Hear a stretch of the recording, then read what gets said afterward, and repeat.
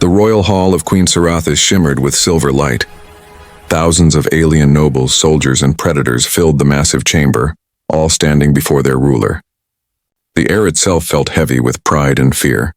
On the marble floor, strange symbols glowed faintly, pulsing with the rhythm of the queen's heart.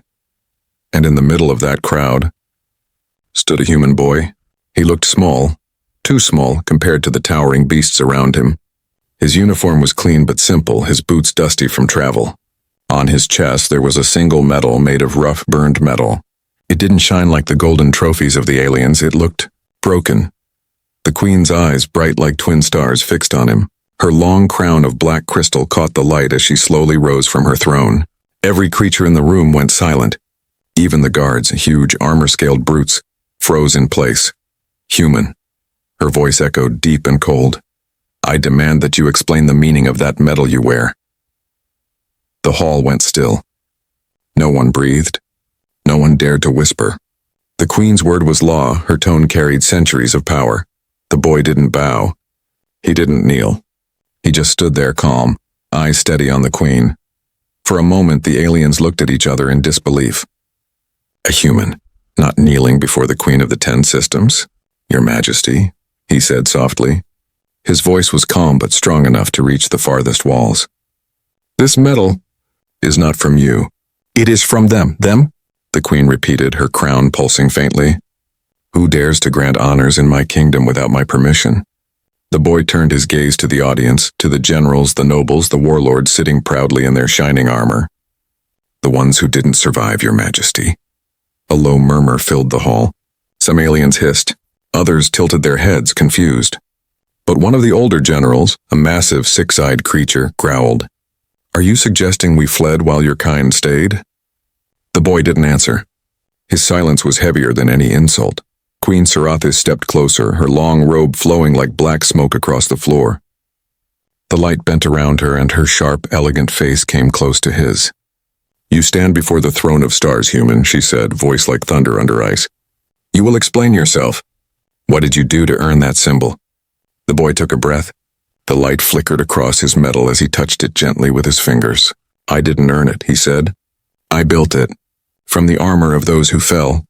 The entire court froze. A shiver moved through the ranks of soldiers. Even the queen's second mouth, and hidden behind her mask, stayed silent. For the first time, the queen's golden eyes softened. You forged your own honor? She whispered. He nodded once. I didn't want to forget them. The words hit deeper than any speech. Every warrior who had ever lost a comrade felt a sting in their chest. The queen's fingers tightened around her throne's armrest. For a second, her image, the perfect, proud monarch, cracked. Behind the boy, the sound of heavy claws echoed. One of the queen's bodyguards stepped forward, his voice full of contempt. He speaks false. Humans cannot even survive our training. He lies to seek glory. The queen raised a hand, silencing him without a word. Her eyes stayed on the boy. Then prove it, she said. Tell us what battle this came from. The boy's eyes drifted downward, remembering something that wasn't light, but fire, screams, and darkness. It came from Delta Outpost, he said quietly. The night the void beasts came. The moment he said it, every alien in the room fell silent again. The words void beasts made even the strongest generals lower their heads. They remembered that night, a horror they had tried to erase from history. But this human had survived it? Queen Sarathis leaned back slowly, her expression unreadable. So you claim you fought them, she said. You claim that you, a fragile creature from Earth, stood where my warriors fell? The boy met her gaze. I don't claim it, Your Majesty, he replied. I just remember it. That answer was like a spark in the cold hall, quiet but impossible to ignore. The queen's face softened again, only for a heartbeat. Her soldiers shifted uncomfortably. The hall, once full of arrogance and laughter, now felt small, as if that one human with his broken metal carried something greater than power. Queen Sarathis' voice came again, low and careful now. Then tell me, human boy, what really happened on Delta Outpost? He looked up at her, and in his calm eyes, even the most dangerous predators saw something they couldn't understand. A memory of courage beyond reason. And as the lights dimmed, every alien in the hall leaned forward, waiting for his answer. The Queen's question echoed through the Great Hall. "Tell me, human, what really happened on Delta Outpost?" The boy stood still for a moment. The memories behind his calm face flickered like dying firelight. Then slowly he began to speak. Months earlier, Delta Outpost was just a small research station on the edge of the galaxy, a cold metal base floating above a frozen moon. It was meant for joint training between alien cadets from 10 different species. And one human representative, Corporal Aaron Holt. To them, Aaron was a joke. He was shorter, slower, and weaker than the reptilian soldiers who could lift engines, or the insectoid scouts who could run on walls. They laughed when he tried to join their drills. "Earth's warrior?" one of them hissed. "You're better suited for cleaning our boots." Aaron didn't reply. He just smiled politely and went back to his post. At night, when everyone else slept, he trained alone, under the cold moonlight of Delta. His gloves torn, his breath freezing in the air, he pushed himself again and again. He didn't care if they laughed. He just wanted to keep up. The aliens saw a human with no claws, no armor, no wings. But what they didn't see was the fire behind his quiet eyes. One evening, while the outpost was running a routine scan, the alarms began to scream. Red lights flashed through the corridors. The communication panels went dark. Static filled the air. At first, everyone thought it was a system error, until the sky outside turned black. The void beasts had arrived. No one knew where they came from. Creatures made of shadow and plasma feeding on fear, crushing everything in their path. Even the bravest soldiers froze when they saw the first one break through the outer gate. The alien commander shouted, "Defensive formation! Hold the line!" But within minutes the line broke. The beast tore through steel like paper. Screams echoed in every corridor. Even the generals covered in armor ran for the escape pods. Aaron was still in the maintenance bay when he heard the first explosion. He rushed to the hangar and saw the impossible, hundreds of soldiers fleeing, leaving the wounded behind. For a second he wanted to run too. He was just one man with a plasma cutter and a damaged rifle. But then he saw a young alien cadet, barely alive, trapped under fallen debris, reaching out weakly and whispering, "Please." Something inside him changed. He dropped his rifle, ran into the smoke, and began to pull the cadet free. One by one, he dragged the wounded toward the inner bunker. The fire burned his arms. His suit was melting, but he didn't stop. Every scream made him move faster. Every shadow made him fight harder. At one point, the bunker door began to close, the automatic system triggered by the AI. The remaining soldiers inside shouted, "Human! Get in before it seals!" But Aaron turned back. He saw 2 more soldiers lying on the ground outside, barely breathing. "I'll get them," he yelled. "Don't be stupid." "You'll die," they cried. "Then I'll die trying." He dashed through the smoke again. The beasts were closer now, giant black shapes crawling across the ceiling. Their eyes glowed like molten gold. One lunged toward him. He threw his plasma cutter into its mouth. The explosion burned half the corridor. He didn't look back. He carried both wounded soldiers and shoved them through the bunker door just as it sealed shut behind him. The pressure wave threw him across the room. His uniform was torn, his skin burned, but he was alive. Everyone stared at him in silence. None of them could believe it. The weakest among them had gone back into the flames while they hid behind walls. When the rescue ships arrived 3 days later, only 14 survivors were found. Every one of them said the same thing. "We lived because of the human." The Queen listened without blinking. The room around her had grown silent. Not a single noble moved. Even the guard's tail stopped swaying. "So that," she whispered, "is where the metal came from." Aaron nodded. "From the armor I wore that night. I melted it down." A reminder of what courage really costs. The Queen leaned back in her throne, her sharp eyes studying him. Behind her, the generals shifted uncomfortably, their pride cracking under the weight of his words, and then slowly she said, "Continue, human. What happened after the battle?" Aaron's voice grew softer. "After that night, they started to look at me differently, but not with respect. With fear." The Queen tilted her head slightly. "Fear? Yes," he said quietly. "Because they realized something they didn't want to believe, that a human could be braver than them." The hall trembled with quiet tension. Somewhere in the back, a soldier bowed his head, ashamed. Queen Saratha's golden eyes flickered. the first hint of emotion she had shown in centuries. And in that silence, the boy stood taller than all of them, small, human, and unbroken. The lights of the royal hall dimmed as Aaron continued his story. The queen's eyes, cold and sharp, stayed fixed on him. "Tell me," she said softly. "What did you do after the bunker sealed? How did you survive the beasts?" The boy looked down at his metal, tracing its rough edges with his fingers. He took a slow breath and began. When the bunker door locked, the survivors thought they were safe. The walls were reinforced with titanium alloy, the strongest material they had, but nothing could stop the sound of the void beasts outside. They were not simple monsters. They didn't roar or scream, they whispered. Their voices crawled into the mind like cold fingers whispering, "Run, hide, surrender." The alien soldiers covered their ears, trembling. The lights flickered, shadows moving like liquid across the walls. Someone shouted, "They're inside the vents."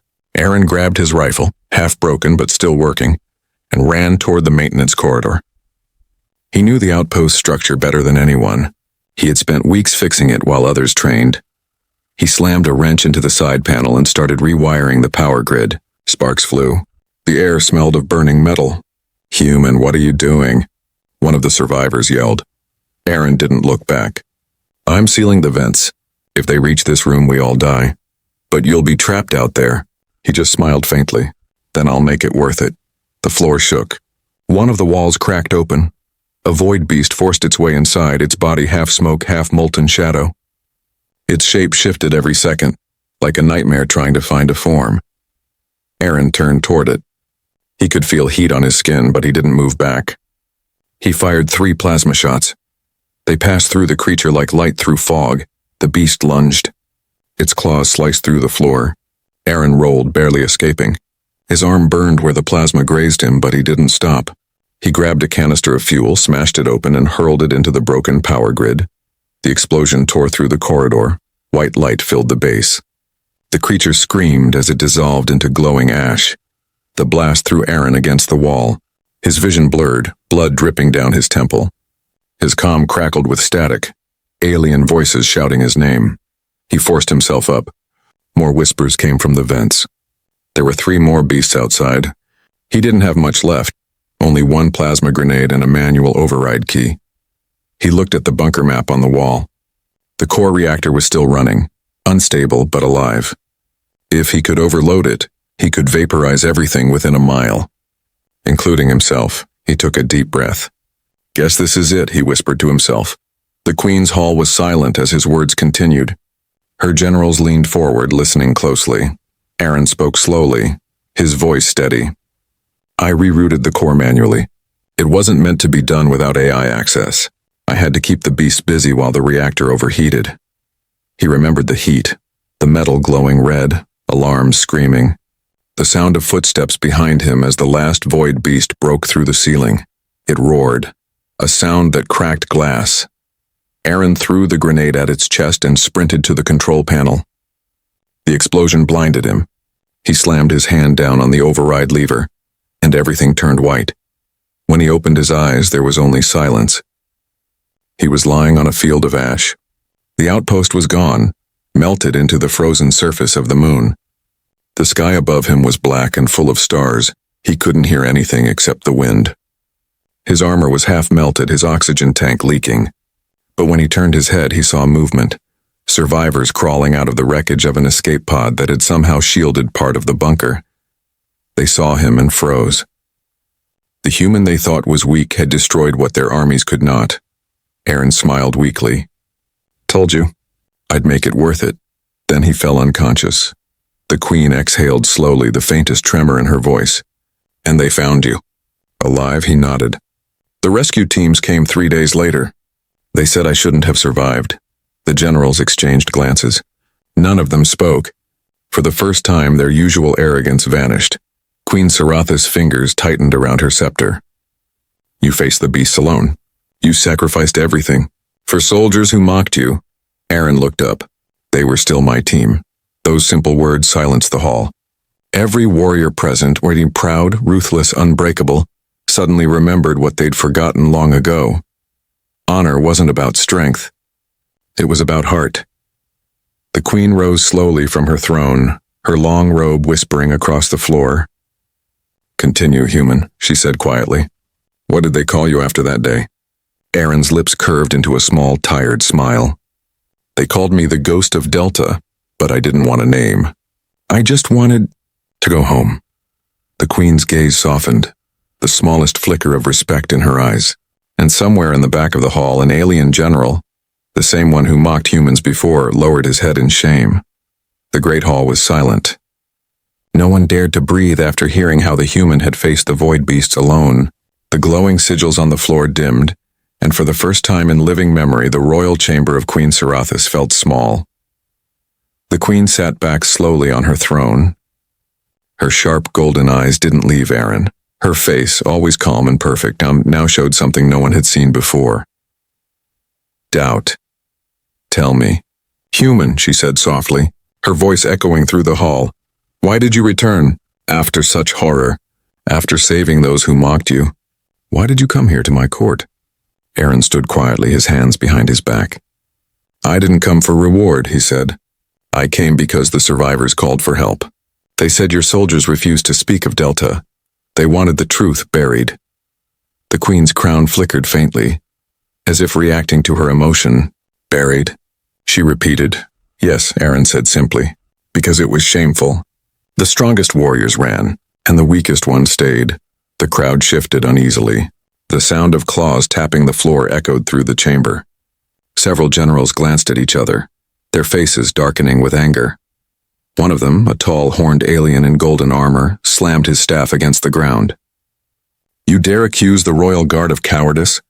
Aaron didn't flinch. "I don't accuse anyone. I just tell what happened." The hall filled with murmurs again. The queen raised her hand and silence returned instantly. Her gaze stayed locked on him. "You speak boldly for someone who stands before an army of predators," she said. Aaron smiled faintly. "With respect, Your Majesty, I've already stood before worse."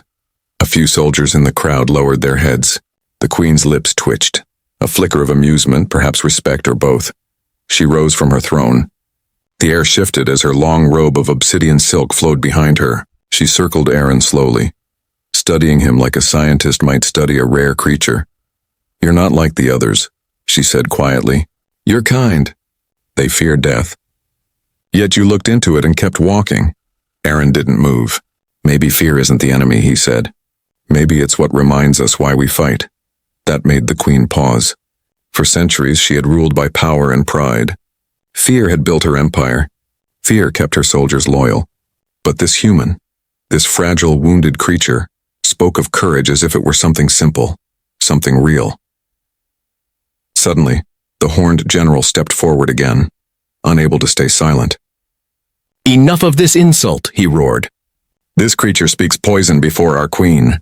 He raised his staff to strike, a show of dominance, a reminder of alien power. But before anyone could react, the queen turned sharply.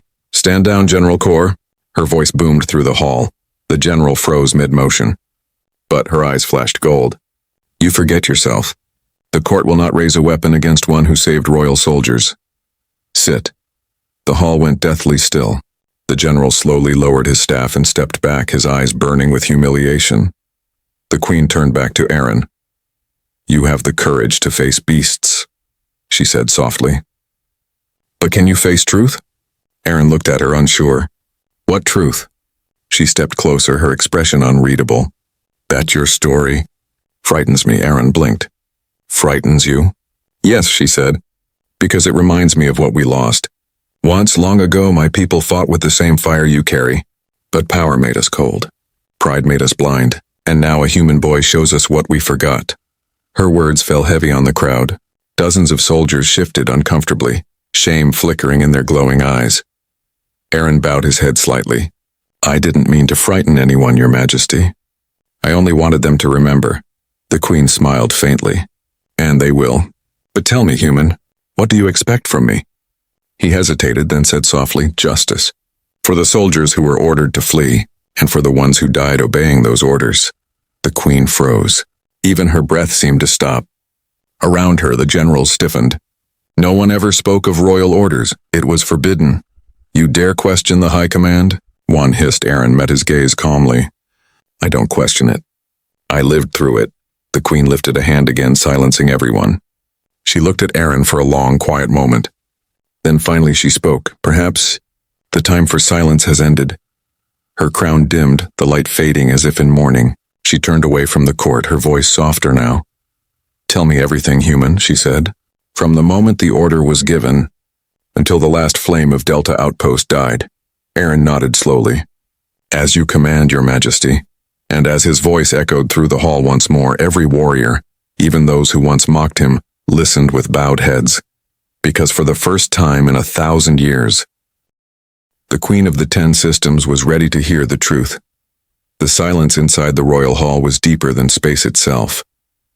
Queen Sarathis sat tall on her black throne, her crown dim, her voice low but firm. "Speak, human.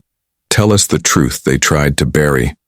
Aaron stood in the center of the glowing floor, alone, surrounded by hundreds of alien nobles and soldiers, each one watching him with cold eyes. But his voice didn't shake.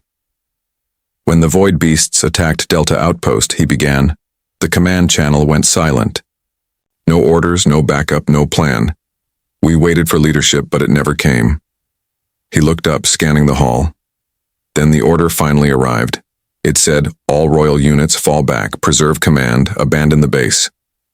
Gasps rippled through the court. The Queen's fingers tightened on her armrest. Aaron continued, his tone calm, steady. "It came from the top, from your generals." One of the officers, General Kor, the horned warrior who had shouted earlier, slammed his clawed hand on the table. "Lies! We received reports that the outpost was lost. We couldn't risk—" Aaron cut him off quietly. "You couldn't risk your pride." The hall went still again. The words hung in the air like fire. "You left civilians," Aaron said, his eyes narrowing slightly. "Engineers, scientists, medics, you called them acceptable losses." The Queen's face darkened. "Enough." But Aaron didn't stop. His voice carried the weight of every scream, every explosion, every name that had died in fire. "I was there. I heard the distress calls. I dragged bodies while your soldiers ran to the ships. I saw your banners flying in retreat. You didn't lose the outpost, Your Majesty." He looked her straight in the eyes. "You abandoned it." The Queen's robe shifted slightly. For a moment it seemed like she might strike him. No one had ever dared speak to her like that. But instead she lowered her gaze. Her fingers trembled. "What proof do you have?" she asked, almost in a whisper. Aaron reached into his pocket and pulled out a small cracked data crystal. Its light flickered weakly. "This," he said. "The command log." It recorded the voice of the officer who gave the retreat order. He placed it on the floor. A hologram appeared. Static at first, then clear. The entire hall saw and heard it. "All royal divisions fall back. Do not engage. Leave human units behind. They are expendable." The Queen froze. Around her, the crowd erupted in chaos. Some shouted, others hissed in disbelief. The generals' faces turned pale under their scales. Aaron stood still, not moving, not gloating. Just standing there, quiet, honest, unshaken. The Queen raised her hand, and the hall fell silent again. Her golden eyes burned with fury. "Who gave this order?" The hologram flickered again. The voice repeated, "General Kor, transmitting from command ship Vasra." The crowd turned toward the horned general.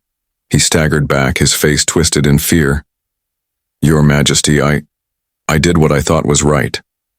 The Queen rose, her shadow falling across the floor like a storm. "You left allies to die." "They were human," he shouted desperately. "Expendable, weak." The Queen's hand lashed out faster than light. A crack of energy flashed, and Kor was thrown to the ground. The smell of burned air filled the room. When she spoke again, her voice shook the pillars. "Then you are weaker than the ones you left behind." No one dared to move. Even the guards bowed their heads. Aaron watched quietly. There was no victory in his expression, only sadness. The Queen turned to him. "And yet you saved my people," she said softly. "Even when they betrayed you." He nodded slowly. "Because mercy is stronger than revenge." Her eyes softened. She stepped closer to him. This time not as a ruler, but as someone humbled.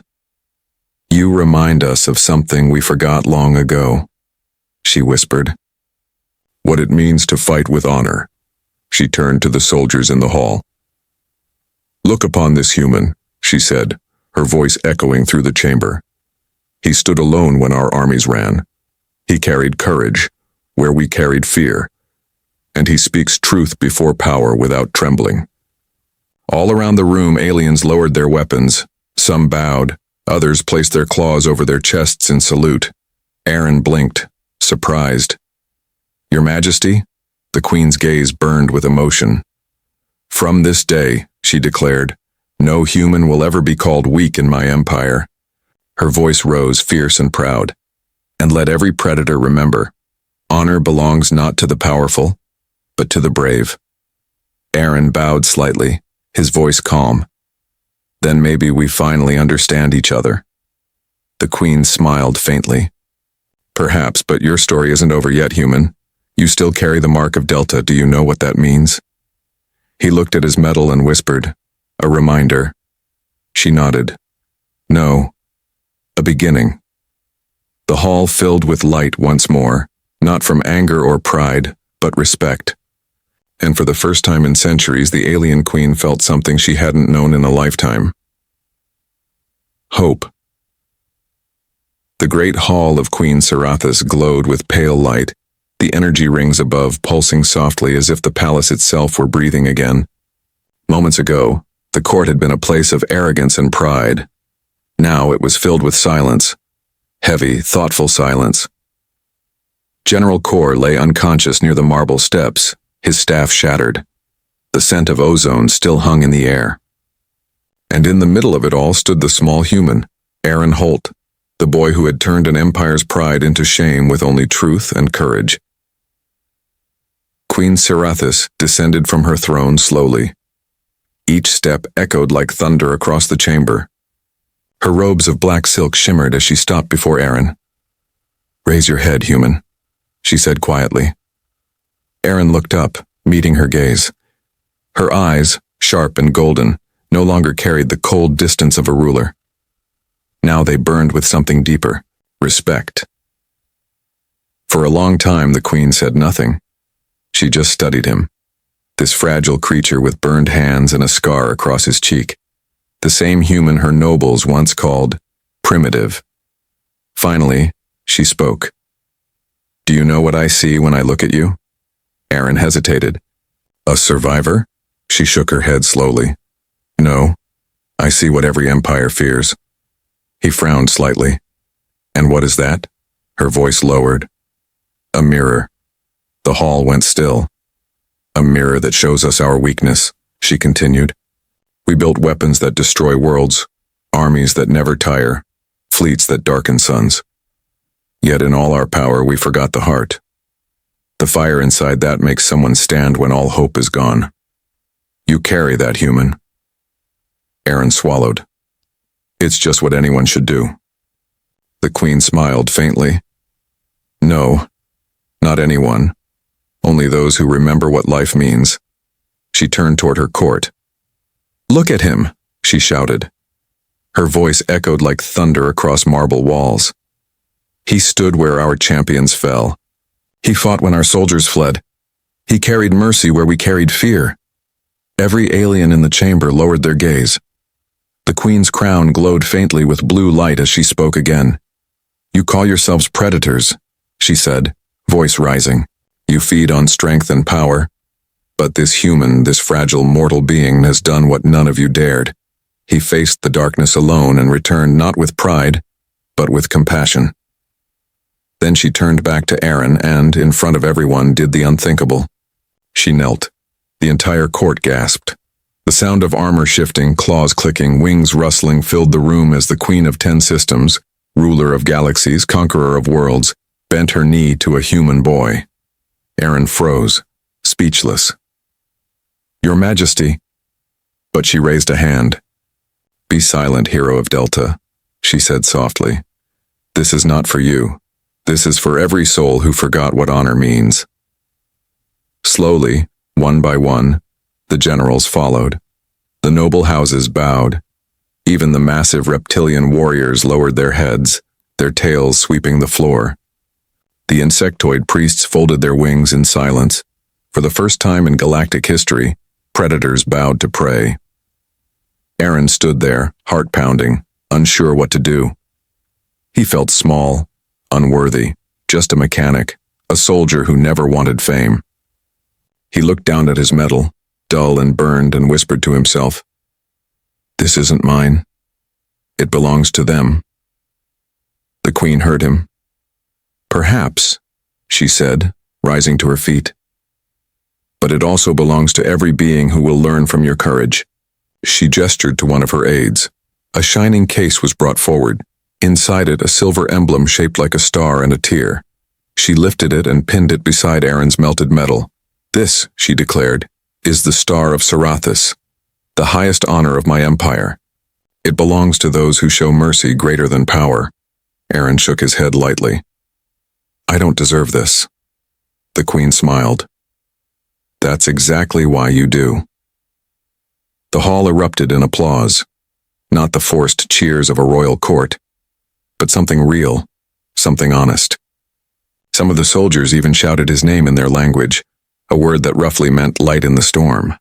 When the noise finally faded, the Queen leaned close and said softly, "Tell me one thing, human. When you faced those beasts, alone, what gave you strength?" Aaron looked at her, his expression gentle but firm. "Because someone had to try. If I ran, no one would have come back. I didn't want to be remembered for surviving. I wanted to be remembered for trying." The Queen nodded slowly, her eyes shining. "Then you've already taught the greatest lesson my people will ever learn." She turned to her soldiers and raised her voice one last time. "Let it be known across the stars, the measure of greatness is not power, not species, not fear. It is the heart that stands when all others fall."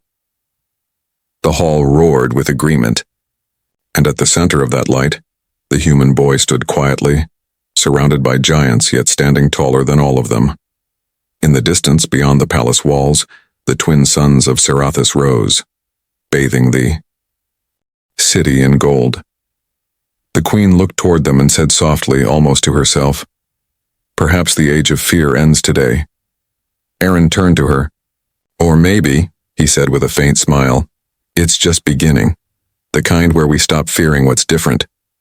The Queen smiled back. "Then may your kind always remind us who we were meant to be." The ceremony had ended. The alien nobles had gone silent, still shaken by what they had witnessed, their mighty queen kneeling before a human. The galaxy would remember this day, but Aaron didn't feel proud. He felt quiet. As he walked through the long crystal hallway of the palace, the echo of his footsteps followed him like a ghost. The golden medal on his chest glimmered beside his melted one, two symbols from two worlds side by side. He stopped at a large window overlooking the twin suns of Sarathis. The light was warm and calm, so different from the chaos of Delta Outpost. His reflection looked older now, tired but at peace. Behind him, the great doors opened softly. Queen Sarathis entered, her crown dimmed, her robe simple now without jewels or guards. "You were leaving without saying goodbye," she said. Aaron turned and smiled faintly. Didn't want to disturb a queen. She chuckled quietly, a sound rare among her kind. "You disturb the entire galaxy, human. I think I can handle a farewell." They stood in silence for a moment, watching the light spread across the horizon.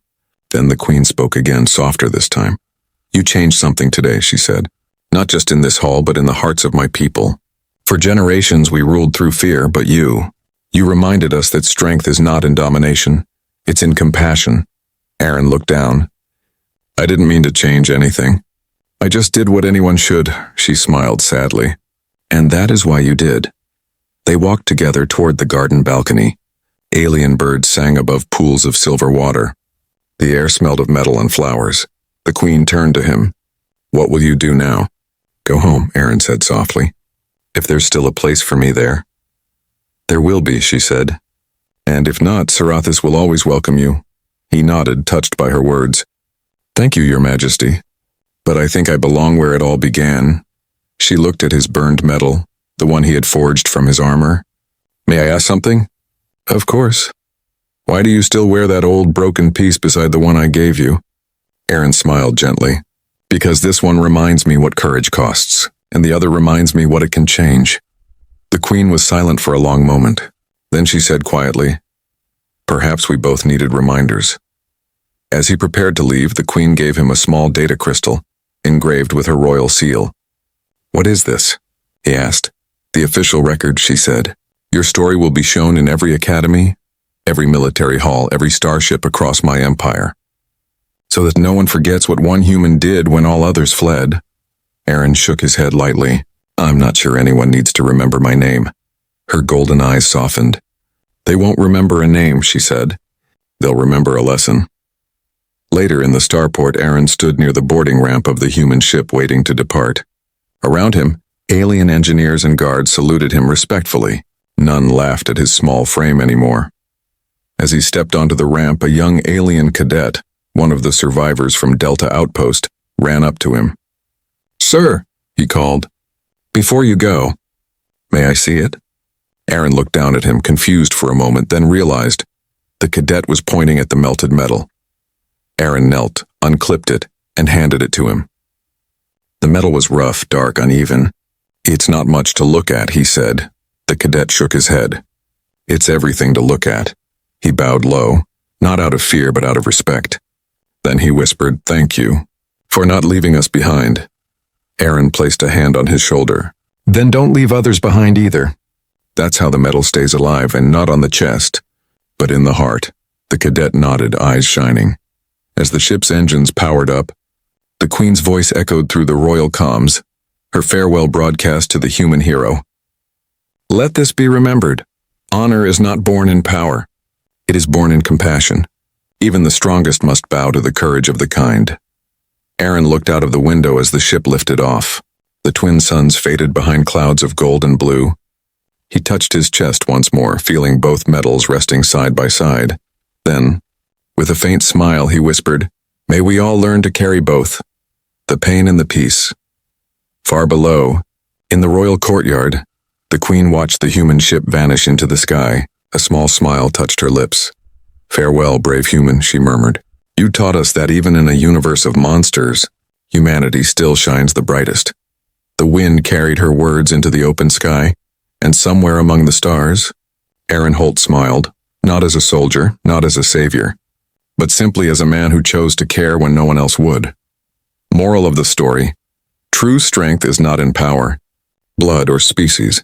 It lies in compassion, courage, and the choice to stand when everyone else runs. Even in the darkest galaxy, humanity's light can guide the stars.